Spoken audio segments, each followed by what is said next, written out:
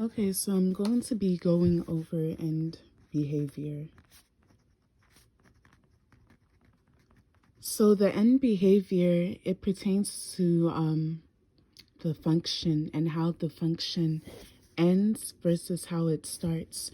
So the function could be anything. It could be any type of function. So for example, f of x equals x plus 6, right? So then when we graph it, it's going to look like this. We're going to have our basic points. So when x is 1, so for example, f of 1 would equal 1 plus 6 because we plugged in the 1 into the x.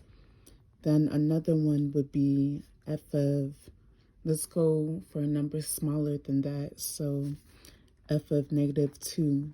So it would be negative 2 plus 6. And then a number larger. So f of 5, which would be 5 plus 6. So when we graph those points, it'll relatively look like this. So let's write y equals, so 7, 4, and 11. So 1, 7, negative 2, 4, and 5, 11. So it'll be going up like this.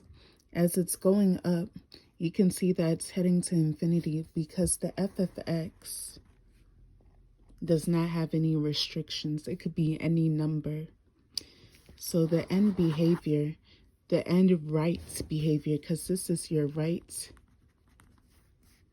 hand behavior because it's on the right side, while your left hand behavior is going to be on your negative side.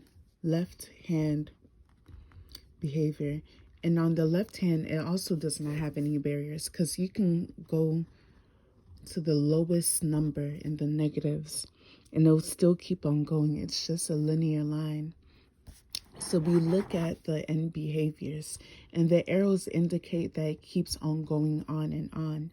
So the left hand behavior of this function is negative infinity because that's where it's arriving, which is indicated by the arrow because it does not have any restrictions. While the right hand behavior